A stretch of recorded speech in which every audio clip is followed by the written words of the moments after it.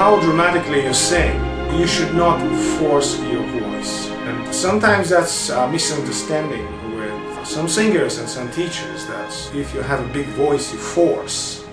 Or some teachers think that small voices don't give enough. That's a very big issue here. First of all, teacher has to understand the true nature of the student's natural voice. And that takes time.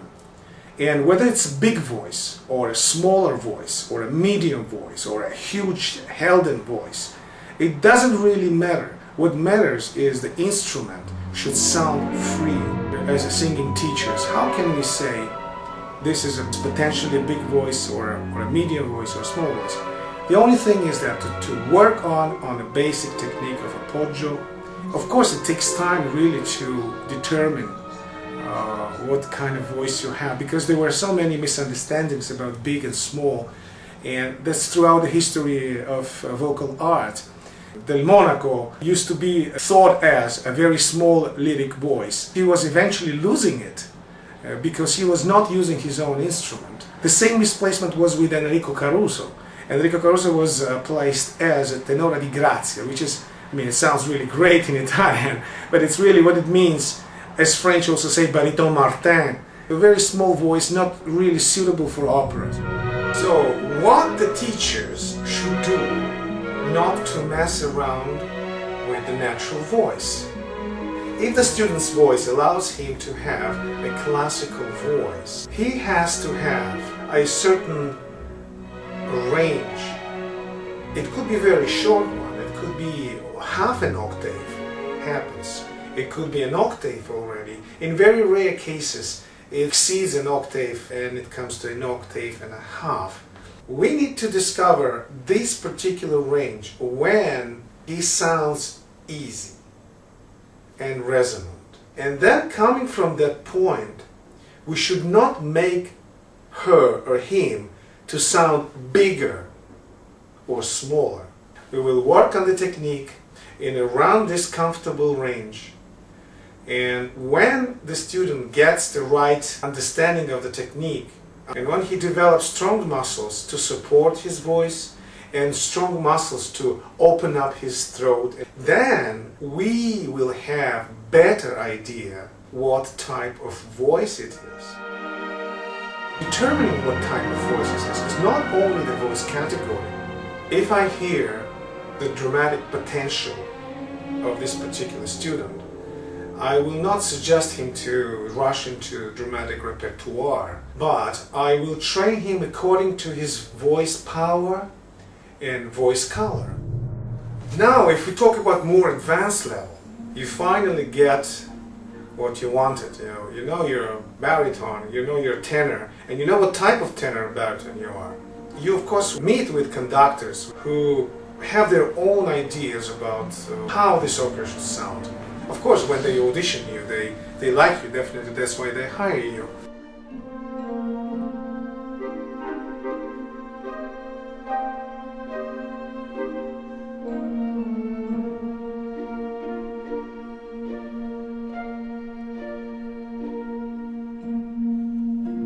No, I do not approve this attitude that dramatic voices cannot sing piano. They should be able to sing piano. Take Franco Corelli, Giacomini, big, huge voices, but in control.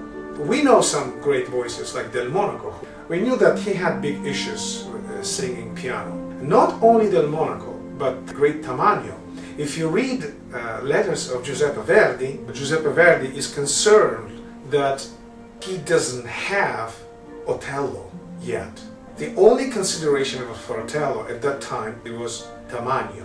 He writes in his letters, I love Tamagno's voice, and he is absolutely great with very dramatic scenes like a duet with Iago and Esultate. Whenever he demands him to sing piano, he is off pitch.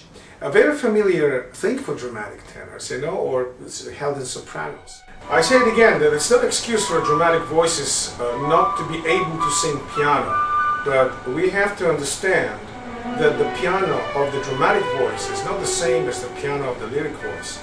Like Nicola Gedda, for example, cannot compete in power with Corelli or Del Monaco. So we have to really understand that we are all limited in dynamic range.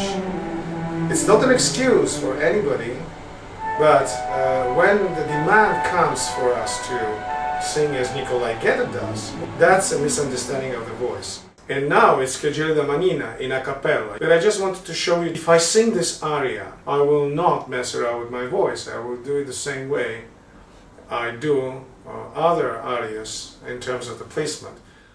Che gelida manina, se la lasci riscaldar,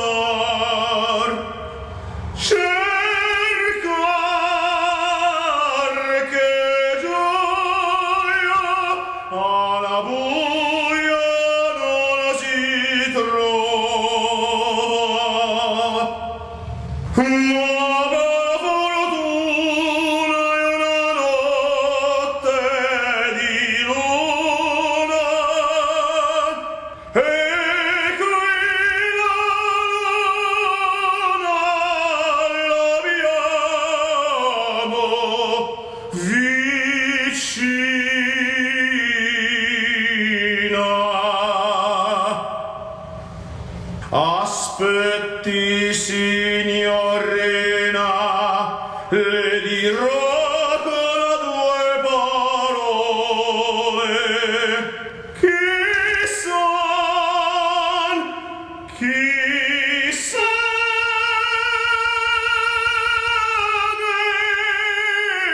che faccio,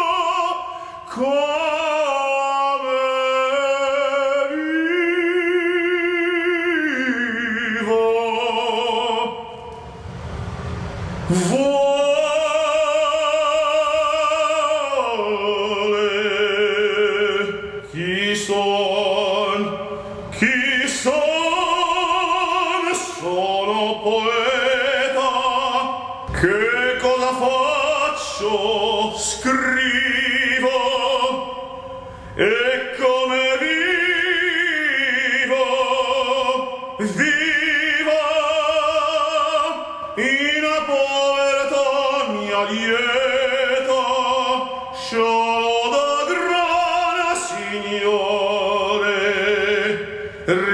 rimedini d'amore, per sogna, per chimere e per castelli in aria.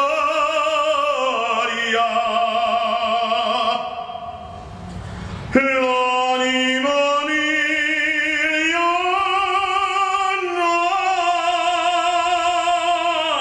nadia, talla mia fasiera, provan tutti i gioielli, due labbri gli occhi belli. V'entrar con voi por ora ed i miei sogni osati, e i bei sogni miei tostosi di leguar, ma la furto non ancora, poi poiché va presa stanza la dolce speranza,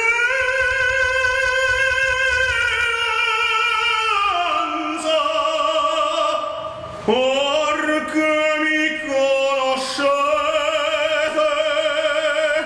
parlate voi